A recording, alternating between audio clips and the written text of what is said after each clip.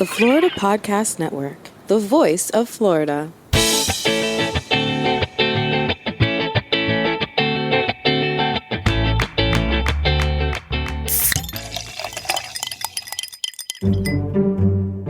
This is Gerard with episode number 44 of Florida's Fresh Mix on the Florida Podcast Network, a random mix of Florida's freshest personalities. Listen in, y'all. Hey, Fresh Mixers! Welcome to Florida's Fresh Mix podcast. My name is Amber, and I am the lead content producer of the Florida Podcast Network. With me, as always, is your host, Gerard Legagneur. That's exactly right. Jingle bells, Batman smells. What's up? We are recording this on December 1st. That means there's 25 more days till Christmas. And Woo-hoo. I don't know when Hanukkah starts, but Hanukkah's around the corner too. Woohoo! Shout out to all my Jewish peeps. I grew up in Boca Raton. Those are my people right there. Hell yeah. Seriously, guys, we have a really cool episode for you today. I know we were kind of teasing a really interesting interview for episode 44, but we decided to save that for the new year. So definitely stay tuned for that one because y'all bear it all. I think that they're going to appreciate the fact that they're going to wait and that we're going to save this for the first interview of the next year because it's going to be extremely revealing. Mm-hmm. My guest will bear all. If you haven't guessed it by now, like just context clues, people, context clues. It'll make sense. I'm just looking forward to an interview that I know for sure is going to kind of happen organically and naturally. That's actually like a very good description of the next guest. That's exactly right. So today, instead of talking about the next guest, we're going to talk about some former guests through 2022. It's been a really great year for the Fresh Mix podcast. We've had some super fascinating folks on the show.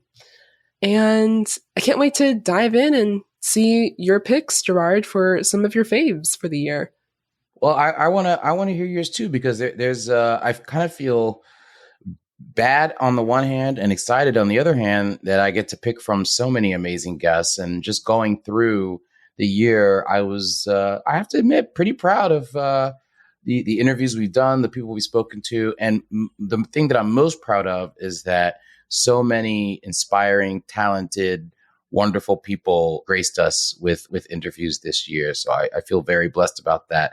Now we have the difficult decision of talking about just a handful. Yeah, no, for real. I don't know the total number of guests that we had. I probably should know that, but I don't. But it was a lot. And you're right. We have to face the challenge now of narrowing down some of our favorites. But first, Gerard, please do that thing you do when you tell the folks about your favorite organization. Okay, guys, it is the end of the year. We just had Giving Tuesday all around the country. And as our devoted Fresh Mixers already know, for the past 3 years, I've proudly served on the board of directors of Guitars Over Guns. GoGo is an incredibly impactful nonprofit organization that offers students from disadvantaged communities in Miami, Chicago, and Los Angeles a powerful combination of music education and strong mentoring relationships with professional musicians to help them overcome hardship, find their voice, and reach their potential as tomorrow's leaders. Please head to the show notes for more information, and most importantly, to donate. It's the end of the year. Make someone's Christmas wish come true. It's for the kids. All for the kids, people. You can find that donation link in the show notes, as always. And it will continue to be in the show notes forevermore in 2023. So there you go. Do the right thing and donate today. Also, one more quick announcement before we dive into our little banter. Podfest 2023 is right around the corner, people. January 26th through January 29th at Renaissance Orlando SeaWorld. So be there, come meet us. And if you're a podcaster listening right now, I hope we run into you. That way you can be on the show. Or you could just email me at amber@flintstonemedia.com. That works too.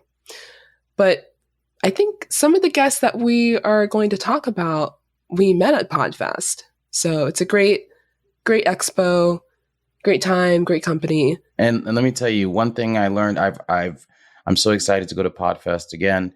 And at PodFest, you just get a total family vibe. Nobody's there to try to, bite the back of the other. It's not like crabs in a barrel. Everybody's there to support each other. It's so beautiful. So if you want to feel nothing but positivity with respect to the craft of podcasting, then go to PodFest. It's worth the time, the effort, the money, the babysitter you're going to have to arrange for, anything you got to do. Just get your ass to PodFest. And one way you can start is heading to the links to order your tickets online. The link is in the show notes, and we hope to see you there. There you go. So listen, Amber. So, all right, let's dive into it. So give me who stands out to you? Who's your first pick for someone that one of our interviews that you really liked or made an impression on you? You learned something from. Give me the first one. Okay. First person on my list is none other than Angie Willoughby from episodes 24 and 25. She was one of our two-parters. Yep. And deservedly so. Yep. Yes, deservedly so. Angie Willoughby is also known as the Green Baker. She is a cannabis chef, cannabis baker. She basically infuses yummy, yummy food with cannabis. And Gerard, what I loved about this episode was it wasn't like you guys are just talking about weed, talking about being high. Like, it was nothing like that. It was all about the medicinal benefits of the cannabis plant. And just hearing Angie and the way that she talked about those benefits and the other components was really fascinating to me. Full disclosure, I have a medical marijuana card, so I was on the hunt for someone in the cannabis industry to come on our show. And she will not be the last. I'm just going to leave it at that. She will not be the last, but definitely the first. And what a first. Yeah, she definitely set a high bar because of what you just said, which is that she touched on so many aspects of what she does. First of all, the origin story is just beautiful. That she got motivated to do it because her son has cerebral palsy, and she wanted to, help him out from a health standpoint, and also just combining that with her love for cooking, I found it very inspiring, particularly since I'm a consummate nerd, how much of a deep dive she's done into the science behind weed, and not just weed, but cooking with weed. And she admits that, look, no matter how much research you do, there's no way to be an expert and know everything about weed. It's like saying, okay, I'm going to learn everything about space. You can't, like, you're good luck with that. Like, because there's so many types of weed, so many strands, this and that. And then you combine it with the cooking, then it goes on forever. Like, nobody's going to be like, I'm a master chef. I can cook anything on earth, or I know about every dish on earth. Like, it's just impossible. Right. But the fact that she's done such a deep dive into it and has really, really studied it and is a continuous, voracious learner about her craft, just really, really impressed me from a nerd standpoint. And then we just had so much fun talking about it. And she was so honest about getting high and whatever. I just loved it. What do you think? You guys laughed a lot in that episode. So if you are in the mood for listening to two people laugh and giggle, and Gerard tells this amazing story about edibles in Amsterdam. It was seriously probably my favorite anecdote that you shared on the show so far. It was a true story. And go back to the episode if you want to check that out. Yes. And by the way, guys, we will have all the links to all the guests that we are speaking about in our show notes. But just for reference, Angie Willoughby, episodes 24 and 25. Go check it out. Awesome. I love it. Now, I'm a little bit biased, but the first interview I'd like to talk about is the one with JaFleu. And there's so many reasons why I love this interview. First of all, he doesn't do many interviews at all. And even to this day, I just saw him post something yesterday about how social anxiety is a thing. He doesn't like to do interviews. In his own words, he's nervous around crowds and things like that. And, social anxiety it's a real thing. Yeah. And so I just felt so honored that he blessed us with his story, because this dude is on fire. I mean, he's an amazing, amazing cartoonist, also an artist in the traditional sense of painting. And he's got a story to tell. He has a lot of wisdom. Like when he said, "My pencil different," it's so simple. And I just loved the confidence and the introspection of that simple sentence, that when he creates something, he writes something, he draws something, it's different than anything that anybody else does. And I totally loved it. And his humility is palpable and inspiring. And at times, if you see in the interview, a little frustrating. I'm like, dude, Yeah. you need to big up yourself a bit more or whatever. And he got nominated for an NAACP Image Award. And he's got so much more that's happened to him positively since our interview, because I follow him religiously on all social media, as should you. And that's all I got to say about that. He's just an amazing human being, and his talent speaks for itself. Absolutely. I remember how kind he was, or how kind he is. And like you said, you were really trying to wring out some braggadocious qualities out of him, and they just don't exist. And that's okay. Yeah.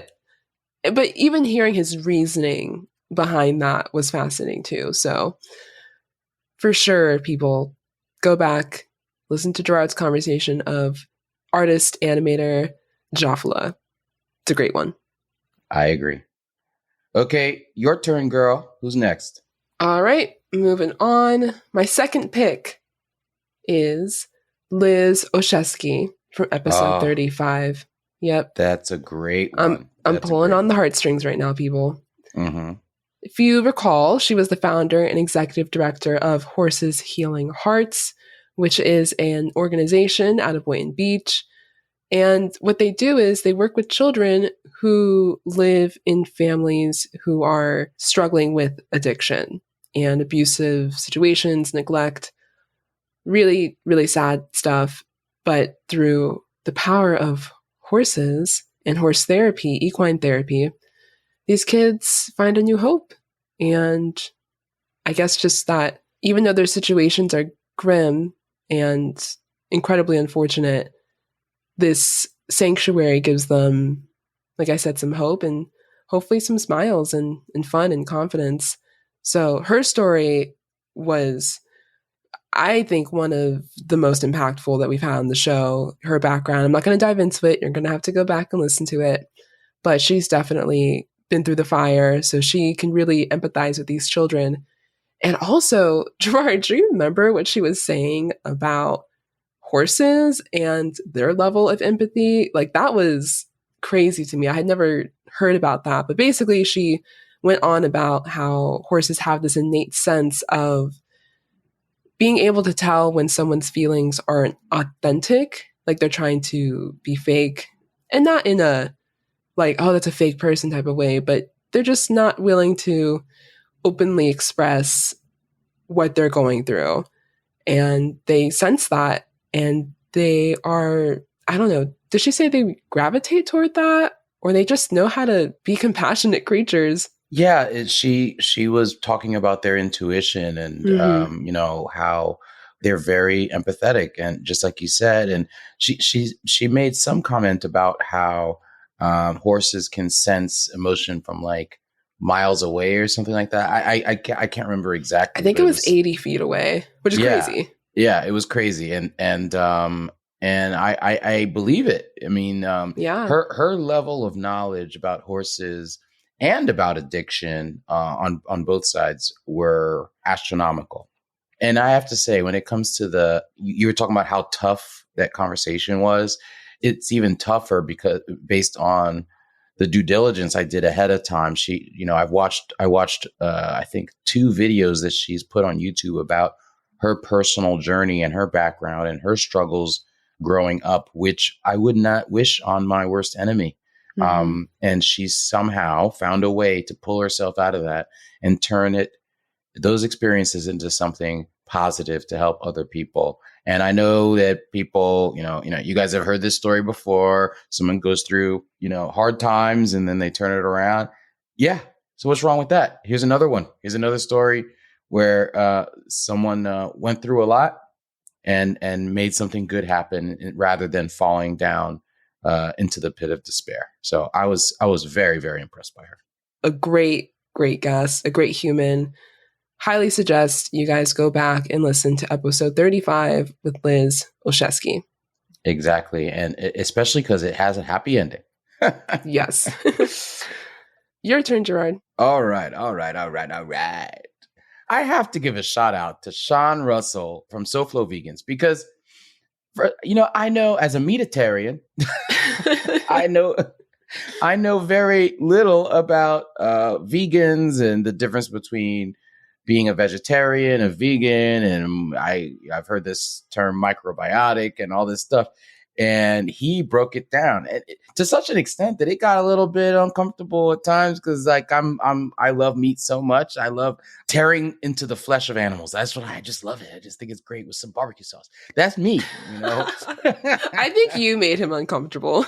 Yeah, I think I did because, I was asking the real questions that a meatitarian would ask. But what I loved about him is his passion and his explanation of the reasons behind his journey. And his again, just like, we were talking about Angie before and her depth of knowledge about weed and baking, etc. But he also has done a deep dive into veganism. I learned a lot from him about the differences between those various things, veganism and vegetarianism and microbiotics and everything else that people talk about. And I just found it extremely, extremely informative. And to an extent, it kind of buttressed my own decision before I had even interviewed him to try to slowly move more of my diet into the meat substitute direction. As long as it tastes good, as long as it tastes the same, I'm cool with it. And I had already been doing that. And he gave me actual reasons why that's probably the right process. But I didn't lie and say okay, I'm going to go vegan because that ain't going to happen. I'm from the Caribbean. It's just not going to happen. I need my griot. I need my lombi. So that's not going to happen. My Haitians get it. They know what I'm saying. And also what I love about this episode, Gerard, is like you said earlier, you kind of did ask the questions of someone who isn't a vegan, and he answered them. I'm sure it's nothing he's never heard before. He's been a vegan for many years, but just your ability to challenge some of our guests, but in a very educational and respectful way, I think it's always gone well. And I think they take it well too. And he took it well. He was a good sport. He was. And you admitted your ignorance to veganism and the lifestyle. And I'm sure that's all he asked for. You're not here, like you said, lying and being like, wow, Sean, I'm going to be a vegan now. Yeah, exactly. I also wanted to point out his platform, SoFlo Vegans. He has really, really cool vegan content on there, videos, podcasts, blogs, and events. And that's another aspect of Sean that I found super interesting, is that he loves creating content and he just happens to be a vegan. And that's how he merged the two, his passion and his lifestyle. So that's a huge theme on the show. And he's a great example of that. Yep. So Sean Russell, everyone, from episode 28. Go check it out. Props to Sean. All right. This is making me feel really good. All right. We've done good work this year. All right. Give us another example. Go ahead. All right. Up next, my final fave pick of the year. Miss Florida pageant queens.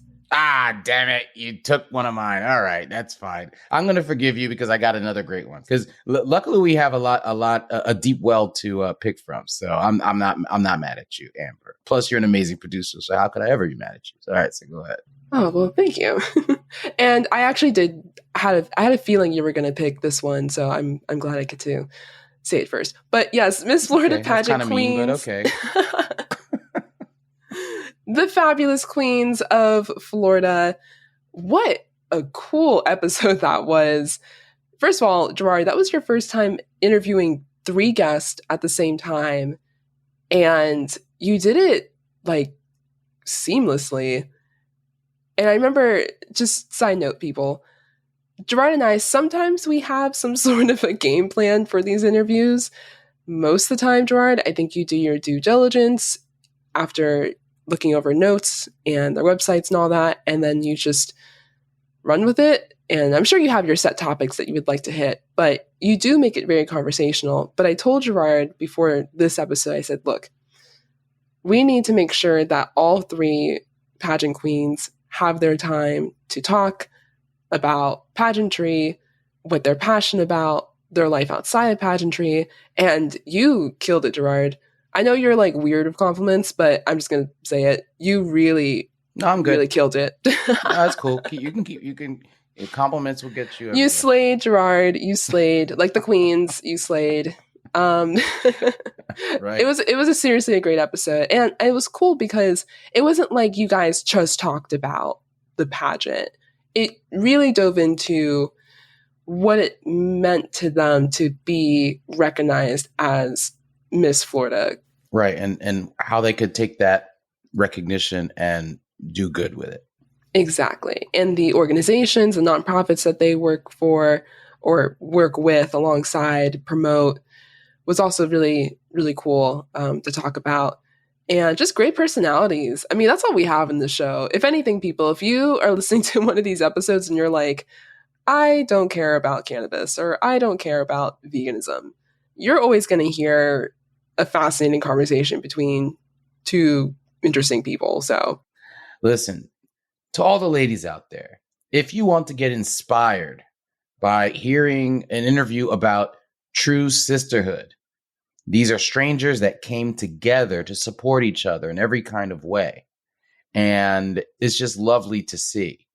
You've got these 3 wonderful, beautiful, smart, inspiring ladies all helping each other. And they each have a different take on what it takes to support each other and to support their mission. And they each have a different individual mission. And they talk about how they got to where they are. It was just very inspiring. And I got to say, and I'm a dude, and I can only imagine how much more of an impact it would have on the ladies out there listening. And as a lady out here listening, I can attest to that. So go back, listen to the Miss Florida Pageant Queens on episode 40. You won't be sorry. You will not be sorry. Okay. My turn? Your turn. All right. My last pick is, and it's tough, but how can I not mention Candace Giunta? Candace Giunta from Wiseguys Barbershops. So she and her husband, Louis, who is an amazingly supportive husband, I have to say, because he took her concept and he put his love and his money behind it. And she started a barbershop based solely on the Mafia theme. And there's no shame about it. They embrace it. It's like, look, we're going to play Mafia movies all day. We're going to have our clients put up on the wall with, their own Mafia name.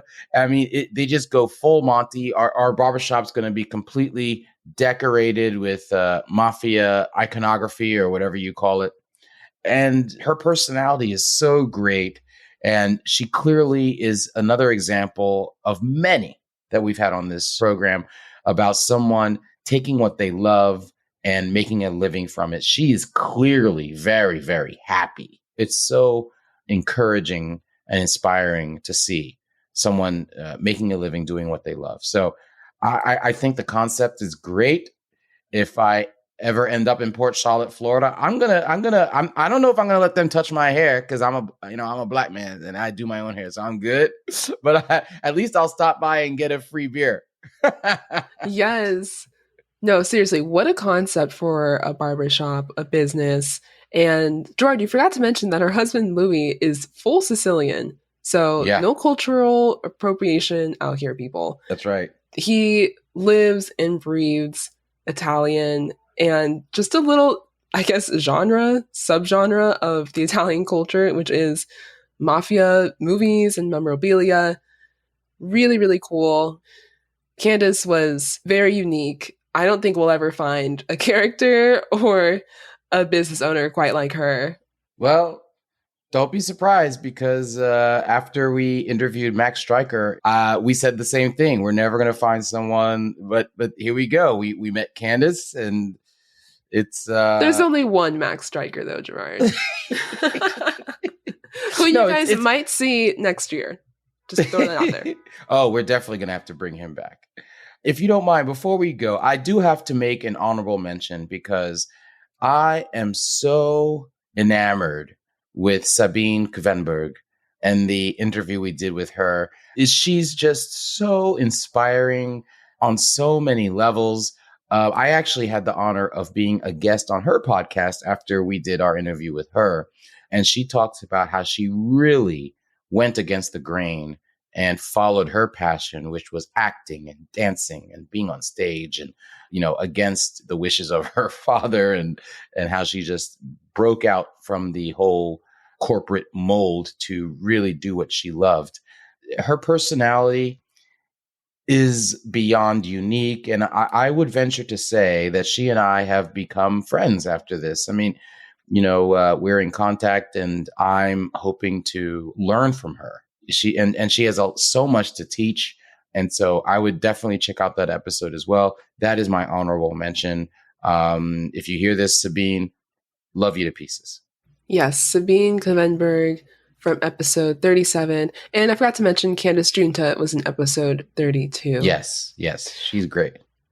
I'm just going to throw in another honorable mention if you don't mind. It's Dilo Murad. Oh, hell yeah. The owner and founder of Avo Miami. Really, really interesting conversation you all had. I'm not going to get into the nitty gritty of it. Just go to episode 38, check it out, hear a great conversation between two friends. And yes, he's a restaurant owner, but he got really deep in that conversation about following your intuition and your purpose in life and how he changed his former destructive lifestyle into the man he is today. Yes, we've had people come on the show and talk about spirituality who are, experts in spirituality. And we were talking about his restaurant, but then he got super spiritual as well. And let me tell you, like Amber said, just check it out. It's more than just being a restaurant owner. I know him from all the times that I would go partying on South Beach, Miami, and he was a promoter, and we go into all of that. But that is actually, you would think that was the most interesting part of the interview, but it's not, because we dwelled on much more elevated type of things. So yeah, definitely check it out. Great pick. I like that, Amber. Well done. Thank you. And just to let you all know, there is so much more to come in 2023. We're going to keep giving you these awesome conversations with some awesome people, insightful, meaningful, and hopefully informative and beneficial to you, because that's what we aim to do on this show. Just provide great content that is practical and you find some sort of purpose in. So stay tuned, people. You are not going to want to miss what we have in store for you next year. Go check out everyone that we mentioned and everyone who we didn't mention. Because we didn't mention them, that doesn't mean that they weren't worthy to be mentioned.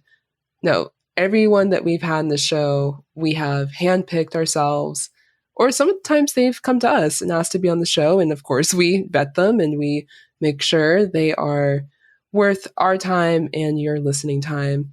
So go check out all the episodes from episode 21 all the way up to episode 43. But seriously, guys, we really appreciate your listenership. We appreciate your support, and we hope you stick with us into the new year.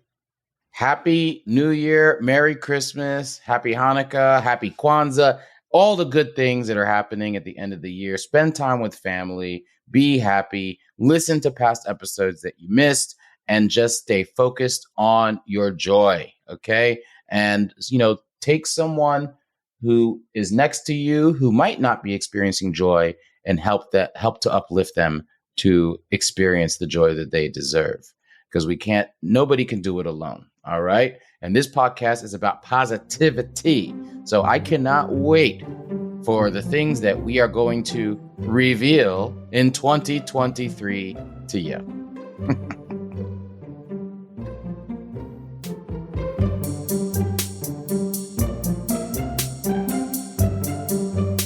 For details and show notes about today's show, go to freshmixpodcast.com. We would really love your feedback on this special edition episode.